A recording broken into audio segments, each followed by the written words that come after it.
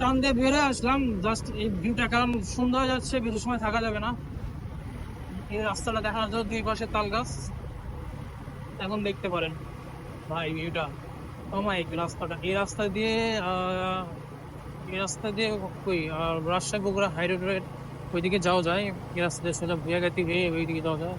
দুই পাশে পুরাতন একটা বিল্ডিং বা বাড়ি।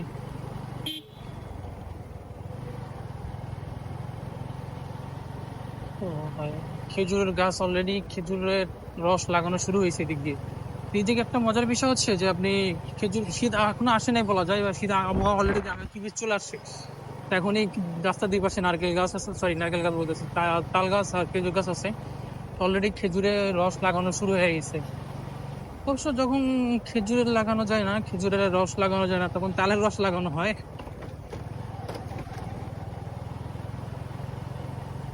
ভাই মানে জোস ভিউটা, কত সুন্দর একটা রাস্তা। দুই পাশে তাল গাছ আছে, জাম গাছ, খেজুর গাছ, আম গাছ।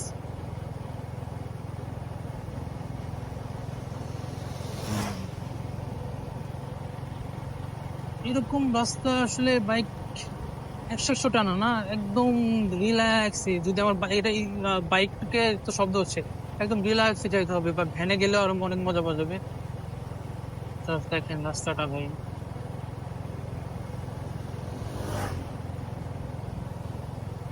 তো যেটা আগেই বলছিলাম যে এলাকার লোকজন বেশিরভাগই পুকুরে মাছ চাষ করে জীবিকা নির্বাহ করে। আর ধান, এদের এদিকে প্রচুর পরিমাণে পতিত জমি পড়ে আছে, যেগুলো জমি পতিত না, আসলে জমিতে সবাই ধান চাষ করে। আমার হালকা হালকা শীত লাগতেছে, অলরেডি মেবি 5টা বাজে।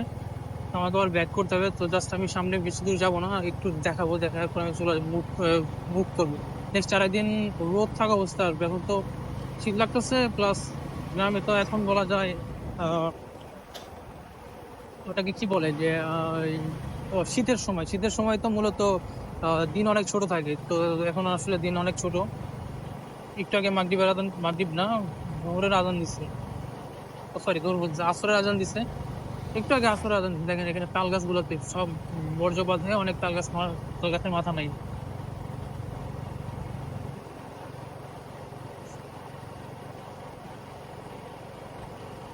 দুই পাশে আরো রাস্তা আছে, আমি যদি ওই রাস্তাগুলোতে দেখাই আপনাদের, মানে ওই রাস্তাগুলোতে যদি যাই কখনো বা যাওয়ার সুযোগ হয়, তখন দেখবেন আরো অনেক রাস্তা।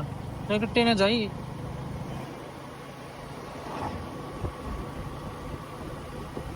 কজ আমাকে আবার ব্যাক করতে হবে। সো যদি ধীরে ধীরে যাই তাহলে হবে না।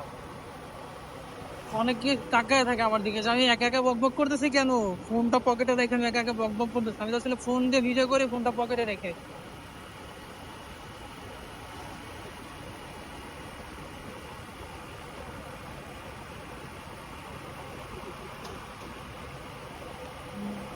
মুখে আসলে থুতু ফালাই যাচ্ছে, পোকা গেছে। বললাম না যে এইদিকে আসলে শীত অলরেডি শুরু হয়ে গেছে বলা যায়। তো আমার আসলে এদিকে 13 কিলো ঘুরে যেতে যাবো নাকি, এদিক দিয়ে বেরোবো ভাবতেছি, এদিক দিয়ে বেরোয় যাবো।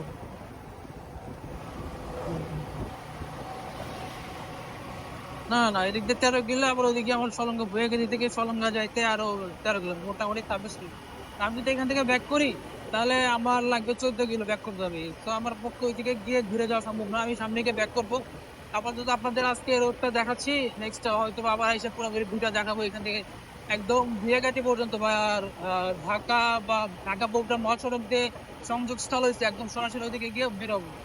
তারপর তো আজকে ওইভাবে দেখাতে পারতেছি না, যতদূর যতদূর যাওয়া যায় আমি যাচ্ছি।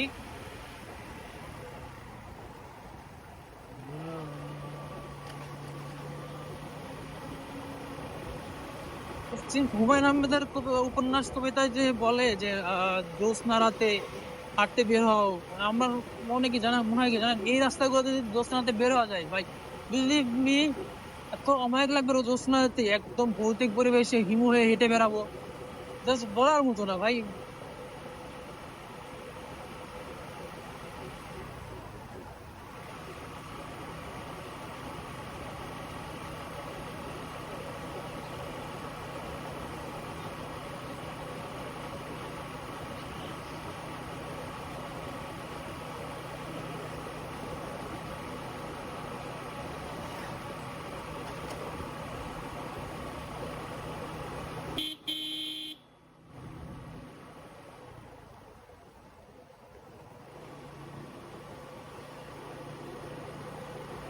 আমি এখন ব্যাক করি, অনেক দূর চলে আসছি, আমাকে আবার এলাকায় ঢুকতে হবে। বাস, এদিকে সন্ধ্যা যত সন্ধ্যা হবে তত পোকার আক্রমণ বাড়বে। তো আমার আসলে না যাওয়া ভালো উত্তম।